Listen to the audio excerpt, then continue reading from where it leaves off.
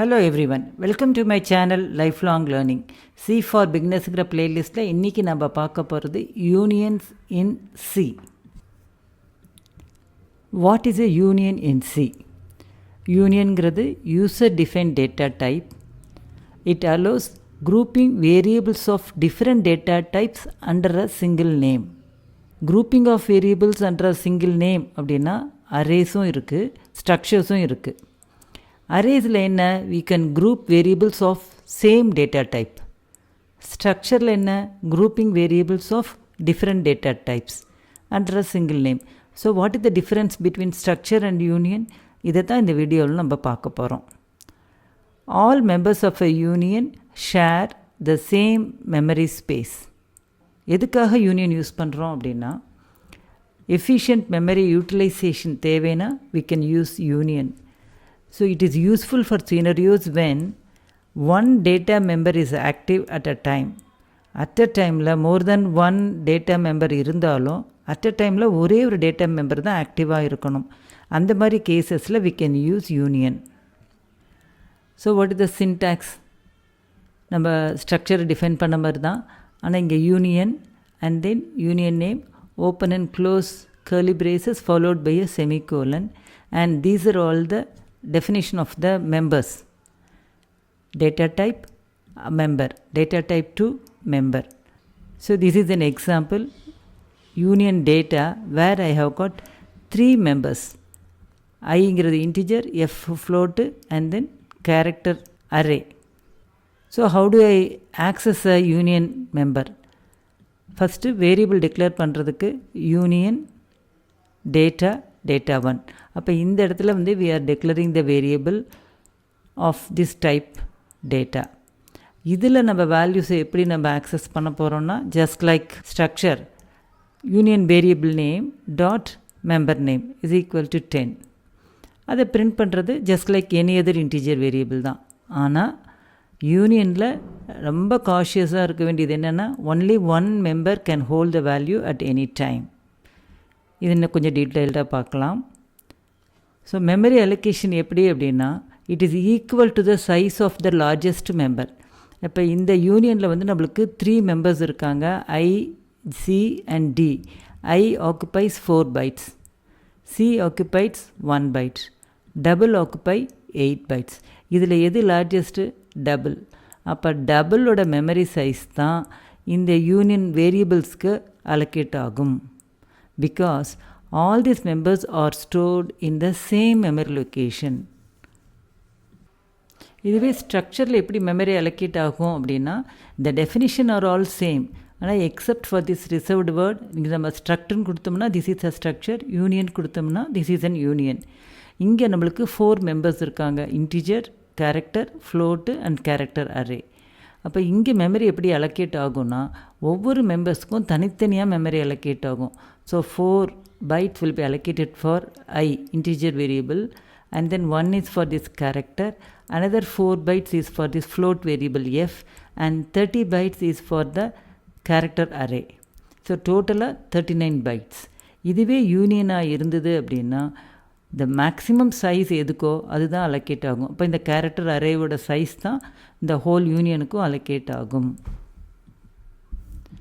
So what is the difference between union and structure? ரெண்டுமே வந்து user defined data type. Memory allocation என்ன, all the members share the same memory. ஆனால் இங்கே ஸ்ட்ரக்சரில் the மெம்பர்ஸ்க்கு வந்து செப்பரேட்டாக மெமரி அலோகேட் ஆகும். It is a size of the largest member. ஆனால் இதுவே ஸ்ட்ரக்சராக இருந்ததுன்னா sum of sizes of all members. எங்கெங்கெல்லாம் யூஸ் பண்ணலாம் அப்படின்னா, மெமரி எஃபிஷியன்ட் ப்ரோக்ராம்ஸில் நம்ம யூனியன் யூஸ் பண்ணலாம். இங்கே வந்து இண்டிபெண்ட் ஆக்சஸ் டு மெம்பர்ஸ், நம்மளுக்கு வந்து ஒரு ரெக்கார்ட் டேட்டாவை ஸ்டோர் பண்ணணும் about a particular person or a people or a place or an process அப்படின்னா you can go for this structure. we want to access the individual members அப்படின்னா we can go for a structure. இப்போ example பார்க்கலாம் நம்ம. I'm defining an union data type which has got 3 members. இப்போ இந்த இடத்துல பாருங்கள், அதுக்கு வேரியபிள் நம்ம டிஃபைன் பண்ணியிருக்கோம். அந்த வேரியபிளை வச்சு இண்டிவிஜுவல் மெம்பர்ஸை ஆக்சஸ் பண்ணியிருக்கோம். And then I am trying to print that. Since ஐங்கிற மெம்பர் வந்து இன்டீஜர் வேரியபிள்ங்கிறதுனால % d கொடுத்து அதை பிரிண்ட் பண்ணுறோம். அடுத்து டேட்டா டாட் எஃப் அப்படிங்கும்போது it's a float variable. I am using %.2f to print this data dot F. இப்போ இந்த இடத்துல என்ன பண்ணியிருக்கேன், டேட்டா டாட் ஸ்ட்ரிங்குக்கு I am copying a string hello worldங்கிறத இங்கே காப்பி பண்ணுறோம். here you can see that I am using a string function. string function use பண்ணணும்னா you have to include string.h. அப்போ இந்த string function என்ன பண்ணுதுன்னா அந்த hello worldங்கிற string கான்ஸ்டண்ட்டை data.strல காப்பி பண்ணும். So string copy and then I am printing it using this %s. அப்போ அந்த hello world வந்து will be printed.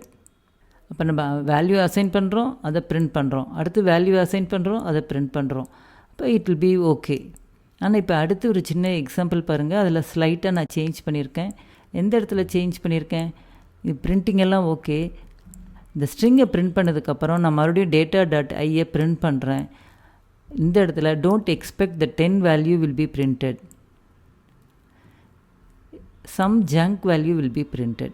ஏன்னா assigning a new value to a one member overwrites the previous value. இந்த இடத்துல நம்ம வந்து ஐக்கு வேல்யூ பண்ணிவிட்டு எஃப்க்கு வேல்யூ கொடுக்குறோம், டேட்டா டாட் ஸ்ட்ரிங்குக்கு வேறு வேல்யூ கொடுத்துருக்கோம். ஸோ ஆட்டோமேட்டிக்காக டேட்டா டாட் ஐயில் இருக்கிற value will be overwritten. ஆனால் டோன்ட் எக்ஸ்பெக்ட் தட் ஹலோ வேர்ல்டுக்கான வேல்யூ இங்கே வரும்லாம் இல்லை. ஸோ அட் அ டைமில் ஒரே ஒரு மெம்பர் தான் ஆக்டிவாக இருக்கும் யூனியனில். So memory efficiency, that is it saves memory by sharing the same memory location, and the flexibility allows handling of different data types at different times. இதை நம்ம ஜென்ரலாக யூஸ் பண்ண மாட்டோம், பட் லோ லெவல் ப்ரோக்ராமிங்க்கு we can use it. Low level programming அப்படிங்கும்போது நம்மளுக்கு we may have a 8-bit register and 16-bit register. நம்ம தனித்தனியாக 8-bit ஆக்சஸ் பண்ணுறதுனாலும் பண்ணிக்கலாம், ஒரு ஹோல் 16-பிட்டாக ஆக்சஸ் பண்ணிக்கிறதுனாலும் பண்ணிக்கலாம். அந்த கேஸில் will be using union. What are the limitations? இப்போவே நம்ம பார்த்துட்டோம், ஒன்லி ஒன் ஆக்டிவ் மெம்பர். நிறைய வேல்யூஸை போட்டு அந்த எல்லா வேல்யூஸும் நம்ம ஆக்சஸ் பண்ண முடியாது. காம்ப்ளெக்சிட்டி இன் டீபக்கிங், ஏன்னா நம்மளுக்கு கரண்ட்டாக என்ன வேல்யூ இருக்குங்கிறத நம்ம கண்டுபிடிக்கணும். ஸோ டீபக்கிங் எரர்லாம் வந்துருச்சு அப்படின்னா it's very difficult, because overwriting values வந்து can lead to unexpected behaviour. எந்த இடத்துலையுமே நம்ம டைப்லாம் செக் பண்ணுறதே இல்லை. இன்டீஜர்னு போட்டுட்டு நம்ம ஃப்ளோட்டுன்னு ஆக்சஸ் பண்ணிக்கலாம், ஃப்ளோட்டுன்னு போட்டுட்டு கேரக்டர்னு ஆக்சஸ் பண்ணுறோம். பட் வேல்யூஸ் வந்து தப்பாக வரும். You have to be very careful to avoid errors. So எங்கெங்கெல்லாம் யூஸ் பண்ணலான்னா type pruning, that is accessing the same memory location as different data types. அதே போல் டிவைஸ் டிரைவர்ஸ், ஹார்ட்வேர் ரெஜிஸ்டர்ஸில் யூஸ் பண்ணிக்கலாம், and protocol இம்ப்ளிமெண்டேஷன்லேயும் நம்ம union use பண்ணிக்கலாம். So இந்த வீடியோவில் என்ன பார்த்துருக்கோம் அப்படின்னா definition, syntax and memory allocation, difference between union and structure, and where we use union and what are the limitations. So conclude பண்ணணுன்னா we can say that it's a powerful tool for memory efficient programming but require careful handling. So இந்த வீடியோவில் நம்ம union பற்றி பார்த்தோம். உங்களுக்கு புரிஞ்சிருக்குன்னு நினைக்கிறேன். புரிஞ்சிருந்தால் like பண்ணுங்கள், உங்கள் ஃப்ரெண்ட்ஸ்க்கு ஷேர் பண்ணுங்கள். தேங்க்யூ ஃபார் வாட்சிங்.